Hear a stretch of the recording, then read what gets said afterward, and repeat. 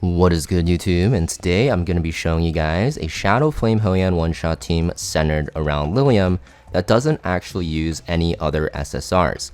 In fact, you can actually do a 3-man team with her, which I'll show you at the end of the video, where you're running only 3 characters in a team as opposed to the usual 4. So basically this team is centered around Liliam. For lattices, you really want her S3 and her S2 maxed. You don't really care about S1 because you're not actually going to be S1ing at all. But you will want your S1 for PvP later, and in fact, your S1 does give you a decent amount of attack, so it will make it easier to gear her. But your S3 and S2 are pretty much required because you need to kill the boss very quickly in this fight, otherwise you get overwhelmed by the ads, or the minions.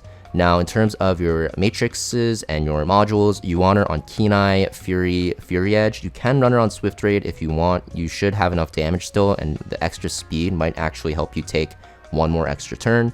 But you want Keen Eye and Fury for sure, it's the most damage. Harvest isn't that good because even though it does extra damage on your S3 because you're going to be doing it above 50%, your S2 won't get that benefit at all, and your S2 does a lot of damage now after the buffs. So this is the setup I recommend. You can go Momentum if you want, but Keen Eye will give you more damage. Yeah, I think Momentum is fine as well because this team that I show you will have a lot of dots. So if you have a good momentum set, feel free to slap it on her. It's probably going to be better if you're going to use one of the dot characters in Obel, which we talk about. But not everyone will use him, which I'll talk about also. But if you do decide to use Obel as your 4th character, you know, momentum will outweigh Keen Eye because of the debuffs on the boss. For your shell, you want to run Count, otherwise you can run White Fang. It doesn't really matter. Both are good. Count is more damage, but White Fang is just fine. And obviously you want the matrix setup to be with whatever you're running, so Keen Eye, Fury, Fury Edge. If you're going Momentum, you go Momentum, Fury, Fury Edge, or Swift Raid. It doesn't really matter on the last one, and you'll be good to go. Now in terms of the 2 characters that are pretty much mandatory in this team comp, it's going to be Catchy and Dinah. This is like the 3-man core. The 4th slot is a flex spot, which we'll talk about, but Catchy is going to be the fastest character on the team.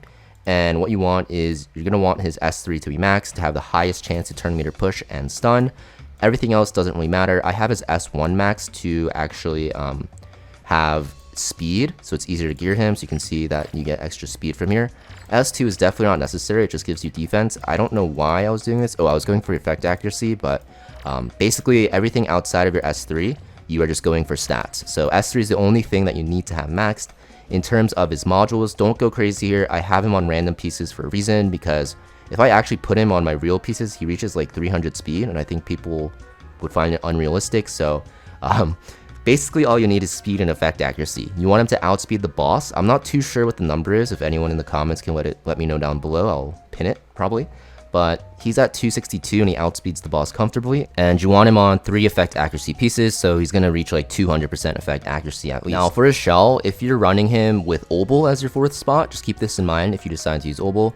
You want to run him on Jackal Guard, or just like anything that pushes his turn meter. It doesn't really matter too much, just don't run him on Codex because you want him to S2 your Liliam as fast as possible. If you're running him with something like a Diting as the 4th spot instead of Obel, so you're not running Obel, you're running Diting instead, so your lineup would be Liliam, Dinah, Catchy, Diting, then you need him on Codex because he's the only CC'er and you really need him to S3 twice before you go for the kill with your S2. So that's like the shell setup for him. You just need speed. Having Insight is great because it gives you extra effect accuracy, but definitely not required. The only thing you need is Shadow Dash, and you can see mine's purple and it works out just fine. And that is going to be Catchy's build. Now for Dinah, you need your level 3 S3. This gives you the highest chance to land Erosion. Not required, but it will make the damage check a little bit lower. And basically the build is the same thing. Don't mind the modules, like I said. If I put her on my real Swift Rush module, she goes to like 280 speed, and it's pretty crazy, and I don't think it'll look that good for viewers. But basically you just run her on 3 effect accuracy, and you don't really care if she's slower than the boss because the boss will get pushed back, and you're going to apply debuffs, and you're also going to be on Codex anyways. So basically just have her at like 240 speed, it's probably fine. Full effect accuracy and run her on Codex on the same thing. And basically it's to reapply your erosion debuff. The way this works right now, I don't know if it's a bug, is the first turn you apply defense down, vulnerable, and maybe erosion. The second turn, when your defense down and vulnerable have 1 turn left, she can only apply erosion. So yeah, I don't know if that's intended, but regarding this, you still run her on Codex because that's how you give your team more damage, and the setup is going to be pretty easy to run. Now the last spot is going to be Obol here, so Obol is going to be a good pick, or you can run something like a Dieting if you're lacking damage. So if you're running Obol, you're going to want to run Obol on Codex and Catchy on like Jackal Guard or whatever. If you're running Dieting, you're going to want to run Dieting on White Fang or Count, obviously, and then you're going to want to switch the shell to Codex. I'm going to say this, I said this already, but this is very, very important, otherwise your runs will fail. Now if you use Obol in the 4th spot, you want his S3 max to get that extra stun chance. That's pretty much the reason why we bring him here. And he's also going to land a lot of dots, so if you bring Obol, momentum on Liliam's actually a lot better. And then for your stats, it's pretty much the same thing as Catchy, like exactly the same. Now in terms of speed tuning the two, it doesn't really matter, you just want both to go before the boss. So you can have Catchy go before Obol or Obol before Catchy, just have both go before the boss. And the reason is because they're both doing the same thing, they're just stunning the ads. And if one fails, you can have the other one stun right after. And even if, Obol goes first and stuns the ads, the reason why Catchy is so good because he turn meter pushes back the ads, so they're stunned longer. And yeah, you're going to want Obol on Codex so he can actually do it on the 2nd turn as well. I think mine is actually a little bit too fast for that, but we have it speed tuned so that there's not any RNG in terms of the first stun.